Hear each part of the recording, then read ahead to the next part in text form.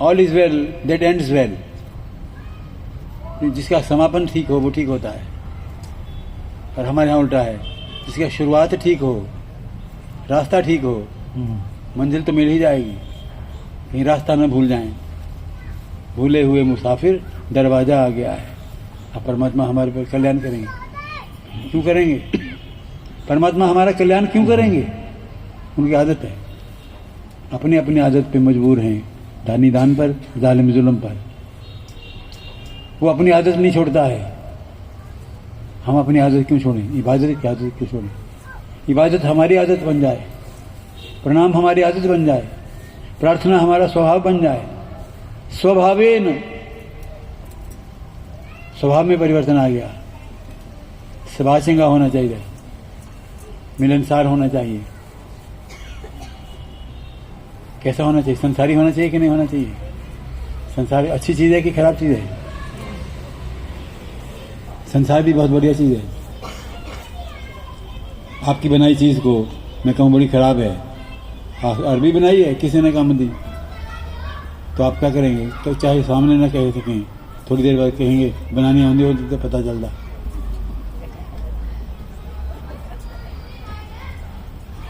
तो अपनी बनाई चीज़ को कोई बुरा सुनना नहीं चाहता, तो जिसने सृष्टि बनाई है वो उसको कैसे बुरी समझने लगेगा? उसने बनाई है ये सृष्टि, निश्चित उससे बहुत बढ़िया है। शरीर भी महत्वपूर्ण है, आत्मा भी महत्वपूर्ण है। शरीर हो आत्मा नहीं हो तो मिट्टी है, और आत्मा हो शरीर नहीं हो तो भूत है, प्रेत है। दोनों की अपनी अपनी महिमा है। जो चोला मिला है वो सार्थक हो जाए श्रवण करके, सुन करके। सुनने से जितना परिवर्तन आता है इतना किसी से नहीं आता है। भृंगी नाम का कीड़ा होता है, हमने देखा नहीं, उसका घर देखा है। कीड़ा नहीं देखा, घर देखा है। क्या है कीड़ा? किसी भी कीड़े को पकड़ लेता है और वो दीवार के कोने पर, छत के कोने पर उसको बिठा के ऊपर से मिट्टी का लेप कर देता है। उसके बाहर घूं घूं घूं घूं करता रहता है। थोड़े दिनों बाद उसको तोड़ देता है, तो भीतर वाला जो कृमि था वो भी भृंगी बन गया होता है। जैसी चीज़ सुनते रहते हैं, जैसी चीज़ बोलते रहते हैं, जैसे संग में रहते हैं, हम भी वैसे ही हो जाते हैं। Man is known by the company he keeps. तो हमारी कंपनी कैसी है? इसे जाने जाएंगे हम और कुछ ना बदलें।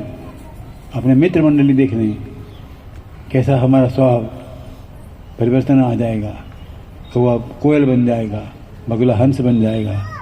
एक प्रणाम की आदत को डालें, भगवान को प्रणाम कर सकें, बड़ों को प्रणाम कर सकें, ज्ञानियों को प्रणाम कर सकें।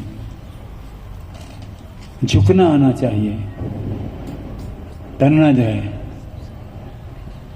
ऊंचे होना जरूरी नहीं।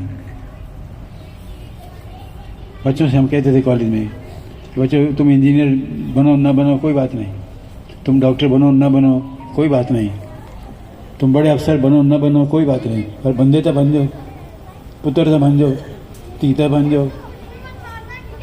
हम क्या बने क्या पाएं ये कहाँ से पता चलेगा? ऐसे संत पुरुषों के संग से पता चलेगा।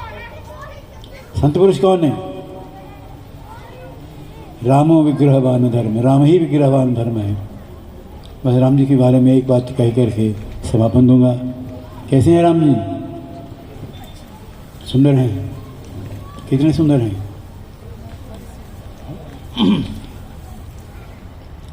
किसको लगे सुंदर?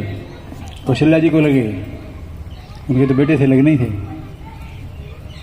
सीता जी को कैसे लगे पहली बार जब पाटिका में मिली? और तो और 14 साल के वनवास के बाद रोटी भी मिली होगी कि नहीं मिली होगी, कैसे कमजोर हो गए होंगे। पर 14 साल के बाद सूर्यप्रभा बोलती है तो सम पुरुष ना मौसम, तेरे जैसा पुरुष नहीं है। ये 14 साल के बाद ना कोई आभूषण है, ना कोई ड्रेस प्रॉपर है, ना 14 साल से भोजन मिला है, फिर भी सबसे सुंदर है ये। ऐसी गलत क्या बात कह दी सूर्यप्रभा ने? तो सम पुरुष ना, ये सच है। एक सेंटेंस गलत बोल गई इसलिए नाक कान कट गए। न मौसम, न मेरे जैसा भी कोई नहीं, ये अहंकार है। ले डूबा। राम जी जैसा कोई नहीं है, ये ठीक है, सत्य है। कैसे हैं राम जी? शांतम शाश्वतम अप्रमेय अनघम निर्वाण शांति प्रदम। शांति देने वाले हैं। जिसको शांति चाहिए उसको राम जी की शरण में आना पड़ेगा। जिसको सुख चाहिए उसको शांत होना पड़ेगा। ना अशांत से कुतः सुखम, अशांत को सुख नहीं मिल सकता। आपको सुखी होना है तो शांत होना पड़ेगा, शांत होना है तो राम जी की शरण में आना पड़ेगा। राम जी की शरण में आना पड़ेगा तो फिर क्या करना पड़ेगा? साढ़े को लाना पड़ेगा। इथया 84 तेरी कट जाएगी, वृत्ति विषयां विकारा मल्लो हट जाएगी, सुरती राम दे ध्यान में डट जाएगी। इथया 84 तेरी कट जाएगी। बस इतना सा निवेदन। आचार्य श्री जिस आसन पर बैठे हैं उस पावन आसन को प्रणाम, व्यासासन को प्रणाम, उनको भी